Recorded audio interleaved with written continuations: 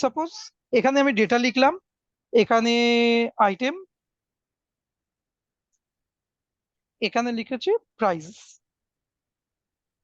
গটিকটা করে দিন, গটিক, ওটা আমার এসে। হ্যাঁ হ্যাঁ, ঠিক আছে। প্রাইস। ঠিক আছে, এরপরে এখানে আছে, এখানে আমার কিছু ডেটা লেখা আছে, আমি ডেটাগুলো লিখলাম না। এখানে কিছু ডেটা আছে, সেগুলোকে একটু বর্ডার দিয়ে দিলাম, দেখতে সুন্দর লাগবে। এখানে আমি বর্ডার দিয়ে দিলাম, দেখতে সুন্দর লাগবে। এরপরে এইখানে আমি লিখবো সাপোজ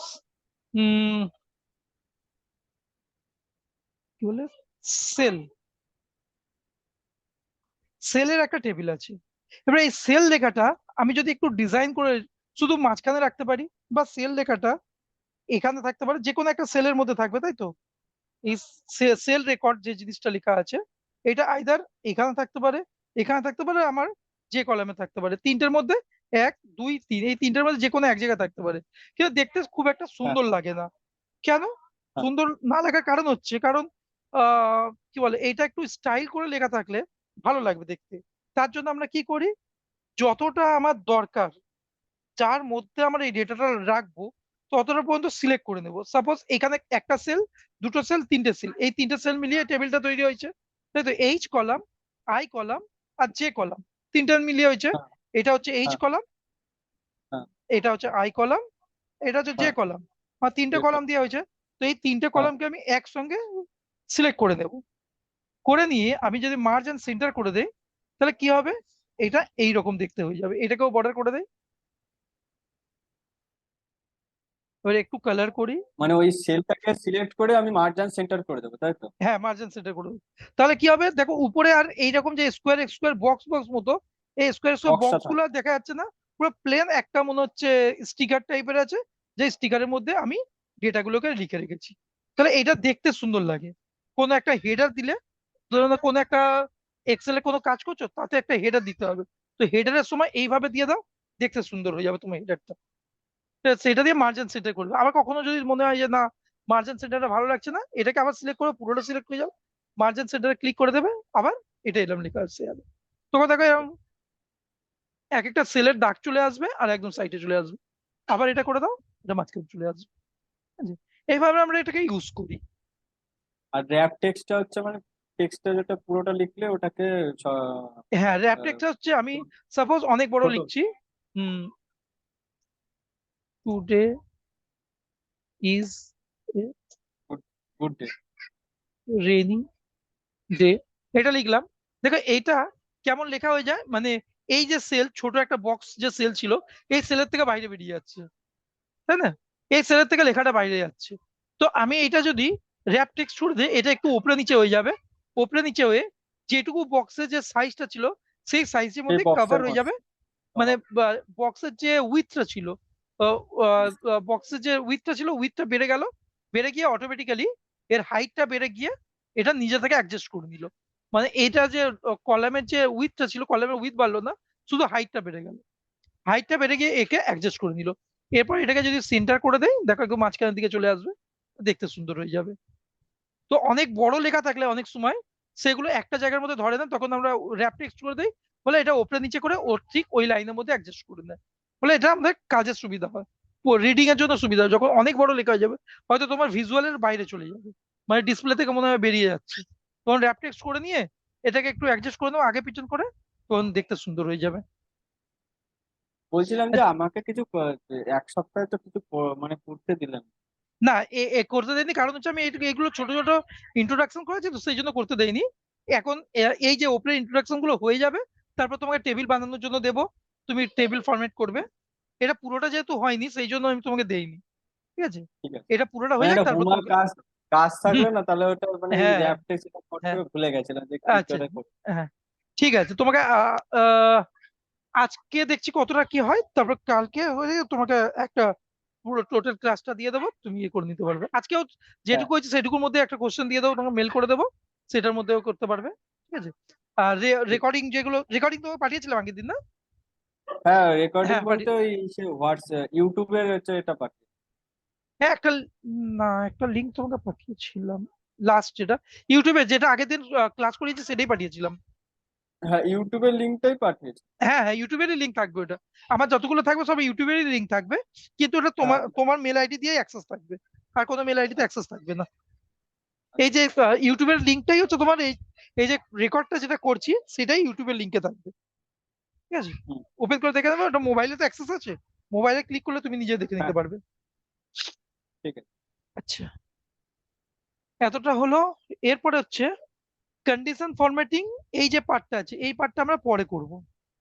ঠিক আছে, এই পার্টটা, কারণ এই পার্টটার জন্য আলাদা একটা চ্যাপ্টার আমার করা আছে, তখন করাবো, কারণ এই চ্যাপ্টারটা খুব ইম্পর্টেন্ট, একটা ভাইটাল চ্যাপ্টার। এটা আমি পুরো আলাদা করে আমার কন্ডিশন ফরম্যাটিং এর উপর ক্লাস আছে, সেটাকে আমি পরে করাবো। এইটা হচ্ছে টেবিল স্টাইল। টেবিল স্টাইলটা কি?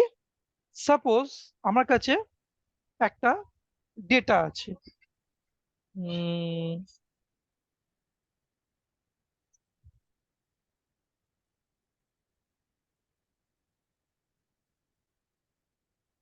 এটা আমি একটা অন্য একটা সিট খুলছি যেখানে আমার ডেটা রাখা আছে। এই ফাইলটাও তোমাকে পাঠিয়ে দেবো। এই ফাইলটা হচ্ছে আমার অ্যাডভান্স এক্সেলের পুরো পুরো কোর্স, এখনো তোমার এতে যায়নি। আমি তোমাকে বেসিকটা শেখাচ্ছি বলে অ্যাডভান্সের মধ্যে যাইনি এখনো।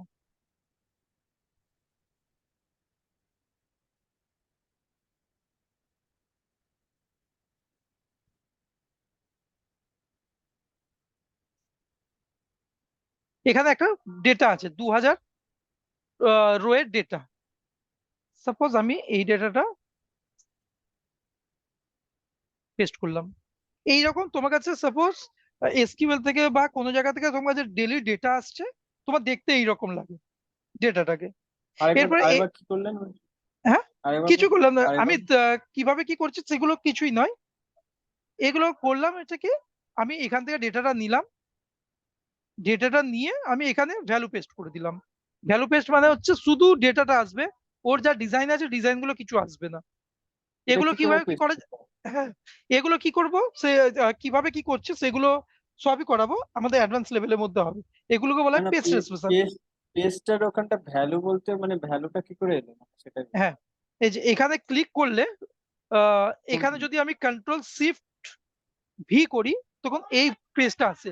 আমরা কপি পেস্ট করি কন্ট্রোল সি কন্ট্রোল ভি, তাই তো?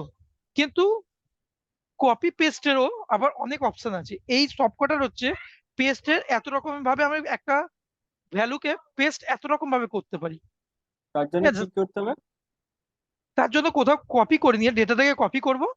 কপি হুম। করার পরে তারপরে কোনো একটা সেলের মধ্যে সিলেক্ট রেখে কন্ট্রোল অল্ট আর V, control alt V control চলে আসবে, alt V, control alt V. V.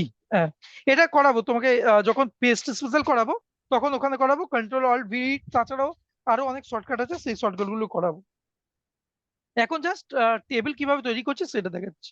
একটা তোমার কাছে ডেটা এলো যার মধ্যে কোনো ডিজাইন নেই, কোনো কিছু করার নেই, নর্মাল একটা প্লেন টেবিল। এরপরে তুমি চাইছো এটাকে ডিজাইন করবে, তো ডিজাইন করতে গেলে তোমার অনেকটা টাইম লাগবে না, না হেডারে কালার দেবো, নিচে কালার দেবো, সেই জন্য ইনবিল্ট কিছু কালার তৈরি করা থাকে। তুমি যদি এটাকে পুরো সিলেক্ট করো, সিলেক্ট করে নিয়ে ব্ল্যাঙ্ক, সিলেক্ট করে নিয়ে তুমি যদি এখানে যাও দেখো ফরম্যাট অ্যাজ টেবিল, এই যে জায়গাটা আছে ফরম্যাট অ্যাজ টেবিলে গেলে এই এত রকমের ডিজাইন তোমাকে দেখাবে। এর মধ্যে থেকে যেটা তুমি সিলেক্ট করে দেবে সেই কালারের ডিজাইনে চলে আসবে।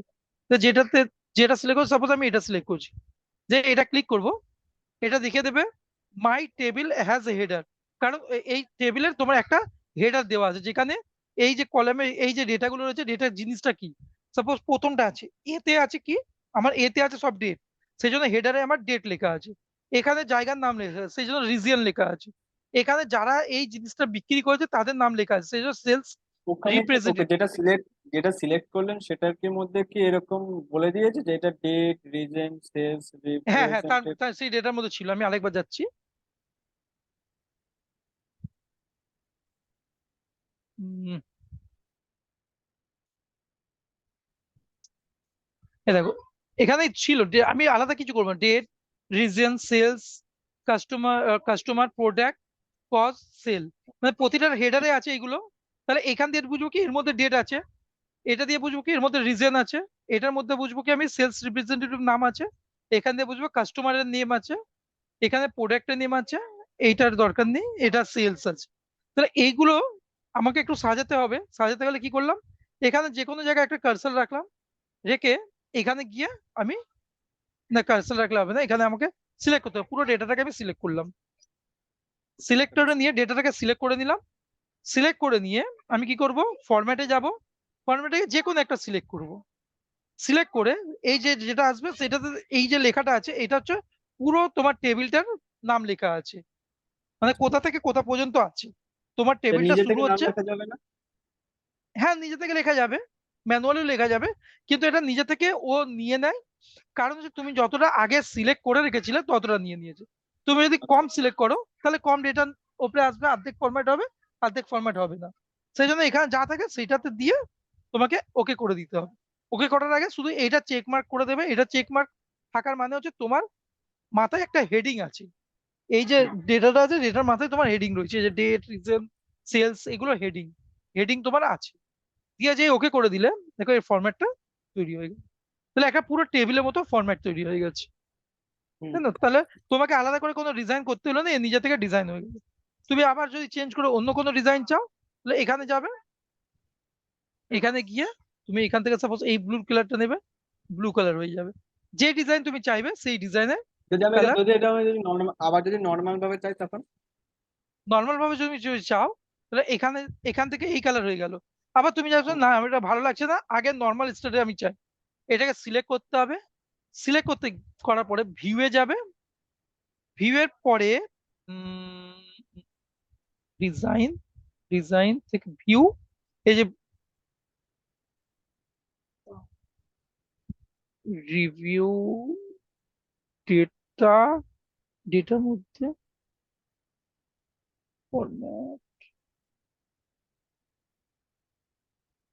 অ্যাজ রেঞ্জ দেখাবে এখানে একটা, এই যে তোমাকে যেতে হবে এখান থেকে ডিজাইনে যাবে,